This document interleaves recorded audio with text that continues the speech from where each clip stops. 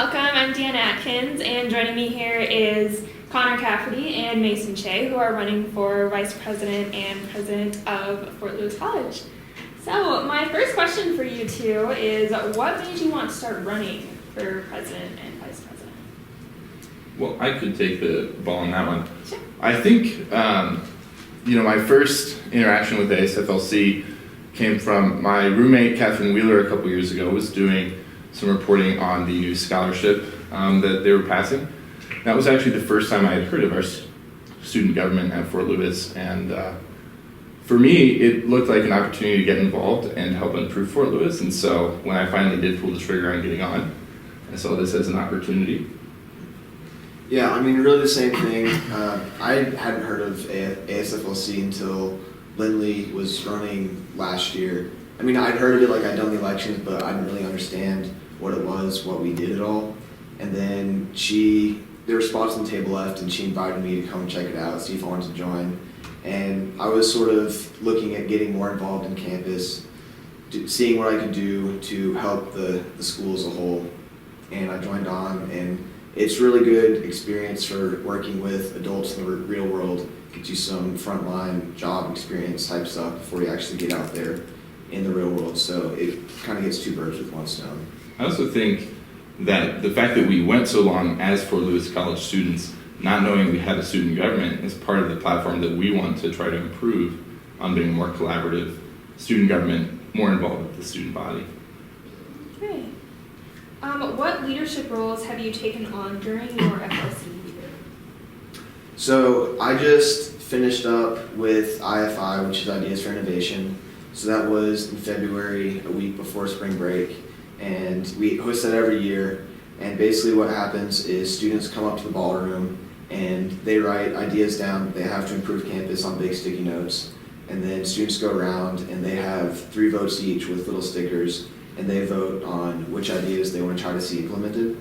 And then ASFLC works with those students and the respective administrative bodies on campus to try to get those ideas actually working on campus. So one of my favorite ideas that I really hope we can work to get done is a girl came forward and she had to miss a test to go to her grandma's funeral, but the teacher didn't allow her to make up that test. And when teachers have their personal matters, they can cancel class and there's no repercussions. But when students who aren't student athletes have these pressing family matters that need to be attended to, they're penalized in their academic career. So that's one thing I want to try to help move forwards with, and a leadership role I've taken this year on the table. Yeah, in my time at Fort Lewis, I've worked with students of business leadership, been an executive with the Philosophy Club, served on ASFLC, organized events on their behalf. I've been the president of a club sport, coached a club sport, worked for several years as a tutor, been a manager at the Student Life Center, as well as a personal trainer. I think we've both worked really hard the last couple of years to prime ourselves for this position. You guys definitely have a good list. What makes you qualified to be president?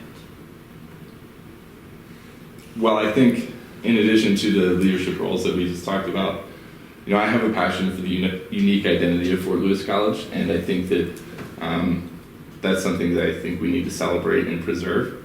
And so that's, really my passion is the biggest thing that I have going for me, as well as my leadership experience. And I think both of us agree that the ability to get things done is what we share and what we really want to see student government doing. What are the biggest issues that you want to address as president? Well, like I mentioned, I don't feel like we're a collaborative legislative body. I feel like we don't hear the voice of the students very much. Actually, I don't think most students know we exist. And I think that's a huge problem. You can't be an effective elected official if you're not involved and engaging the people that essentially you work for. So I think that, not only hearing those students' voices more, but representing those voices to the administration, calling for more transparency, more accountability with those individuals, because, frankly, I think that it's easy to forget that the administration works for the students don't work for the administration. And I think that there's a level of accountability and transparency that we as students should expect from the individuals who run Fort Lewis College. How are you different than the other candidates? I think our ability to be outspoken and actually press the matters that we want to press is something both of us will be able to do really well. Connor, as president, would have a position on the president's cabinet, and that's 15 people plus himself, 10 of which have PhDs, the other which have masters. So as students who haven't even finished an undergrad, that's a pretty intimidating table. There's people who have spent their entire life learning and being educated and then gone to these really important professional careers. So I think we'll have the ability to press the matters that need to be pressed, even though we might not have the same professional ability as these other people. We will still do what needs to be done to actually move forward with issues and not just have them beat us down and tell us no. We'll actually keep on going after them because it's something that we feel that the student body needs as a whole, and we won't let them give us no for an answer first round off. Okay. Why do you think student government is important? Yeah, I'll take that one. I think one dream that Mason and I both share for our student body and our student government is to be more involved at both the Colorado Student Government Coalition and the state legislature. We live in a really shifting political environment, especially in the state of Colorado, where higher education funding is being cut constantly every year. And the little guy gets left out in that picture. Fort Lewis doesn't have the political power that a school like CU or CSU has, with lobbying offices right down the street from Governor Hickenlooper's office. And so we need strong voices that are going to be able to represent us and represent our needs and wants and demands as students and as citizens of the state of Colorado. And so I think that that's a really important role of Fort Lewis College. In addition to encouraging engagement, the more engaged the students are, the higher our retention level is going to be. And right now, Fort Lewis doesn't have a great retention rate.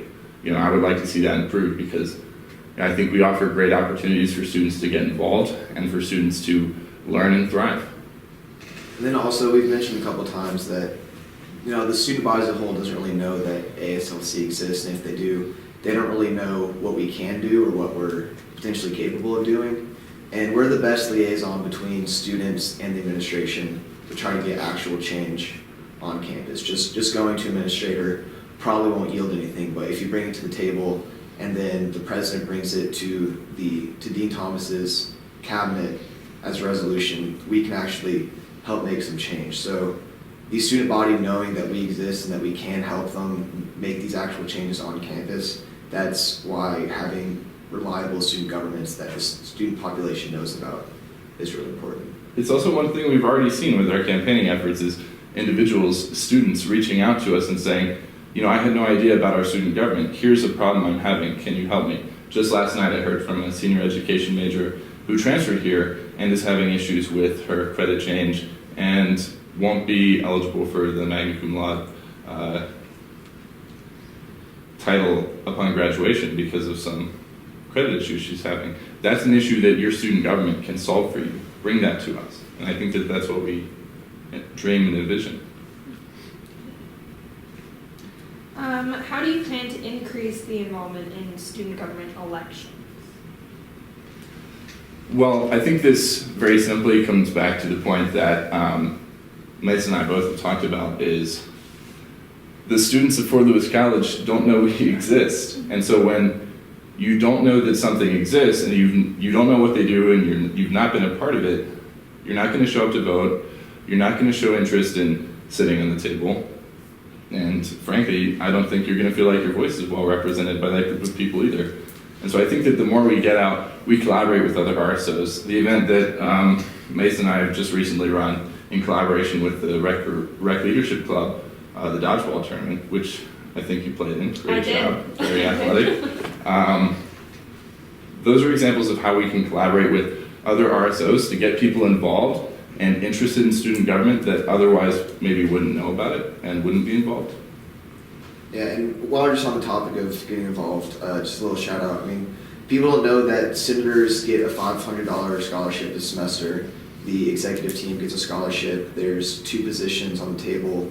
The parliamentarian and what's Lauren's position? The administrative assistant. Administrative assistant that also are paid positions. So there's a lot of ways to get involved, and we did that scholarship to try to bring in more student involvement, and we haven't done our due diligence in getting that word out there, but we're hoping in this next coming year that we can make students aware of ASFLC, what we can do for them, what it can do for them as an individual, helping them if they have these financial issues. So there's a lot of ways that they can help the student population, and that this organization can help an individual on a personal level.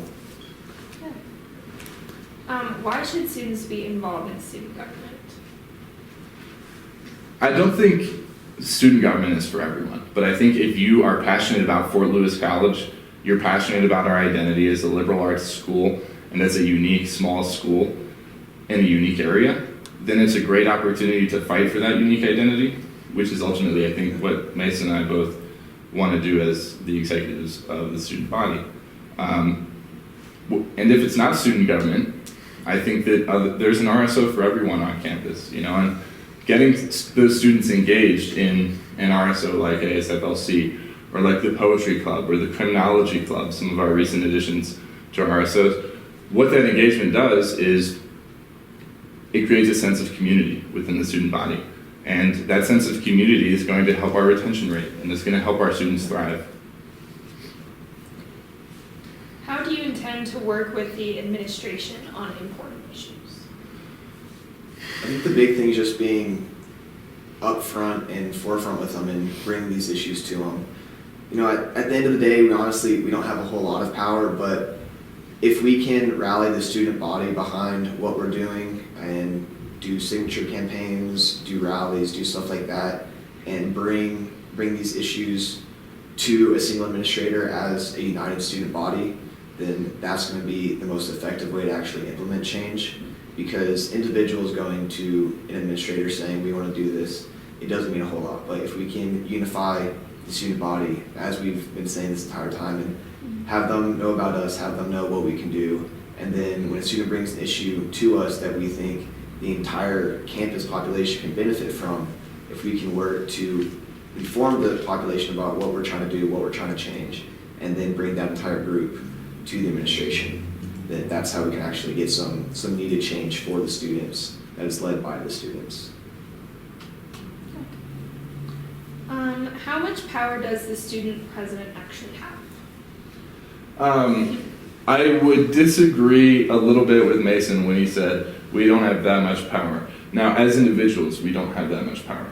But as a student body, without the students at Fort Lewis College, there is no Fort Lewis College, and so I don't think that it's really so much executive power, but I think it's the ability to represent ideas and try to enact change. Now, really most of the change and most of the fighting for the students has to come from the students representing their ideas to the table, the senators of ASFLC, those senators passing resolutions and telling the president to represent those ideas to the president's cabinet, and the president being not afraid to back down in the face of dissent to the students' ideas.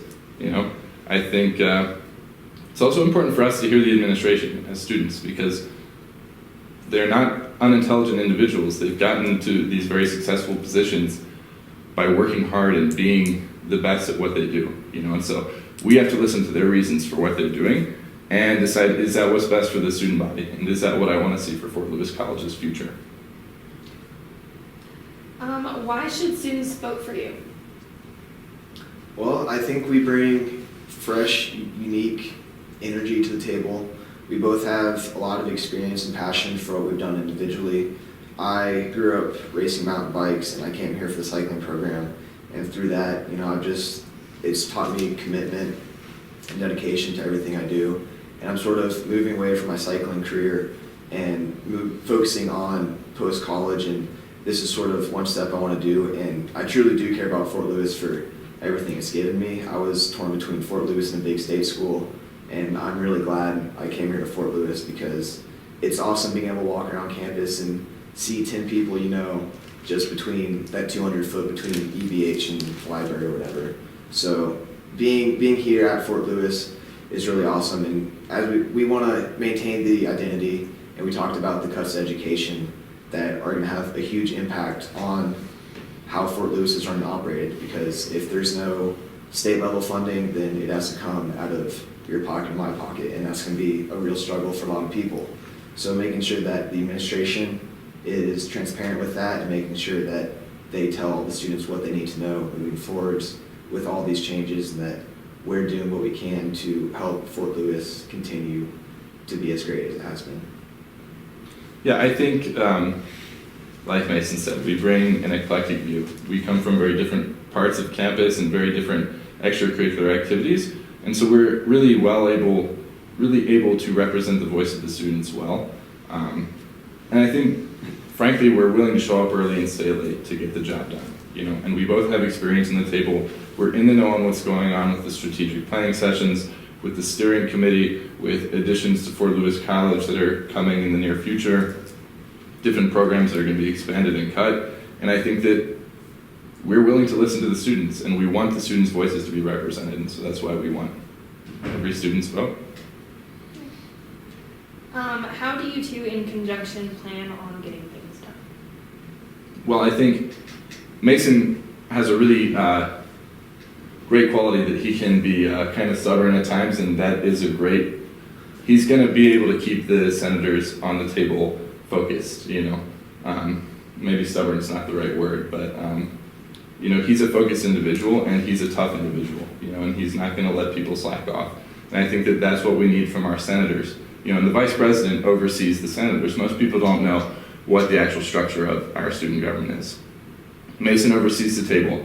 The table listens to the concerns of the students. They pass resolutions. The president takes those concerns to the administration. And so I think that working as a team, working collaboratively, and holding people accountable is how I personally envision us getting things done. Great. And what would you say about? Really the same thing. I feel like we're kind of repeating the same tape over and over now. But just keeping on the same track, student to table to administration, not backing down when they're telling us no initially. Like, not everything will be able to get done. The 4 to 3 credit change, it's something that's happening. I'm sure a vast student majority would raise their hand instantly saying, I want to go back to 4 credits. And as much as we hoot and hod, that would never change, but just actually bringing to the administration things that can change and working with them diligently to have those implemented, even if it's not the exact way we want it, to work with them to figure out some middle ground so that they're happy and the student body is happy. Okay, well, that was my last question. Do you two have anything to add? Mostly just we would love your vote, but even if you don't vote for us, come out and vote. We've been pressing the student engagement this entire time. Come out and vote, get involved. We can help you change things that you want changed. So get involved with student government, get involved with an RSO, go talk to your teachers. Yeah. Okay, well, thanks so much, and thank you for watching. That's the end of the show.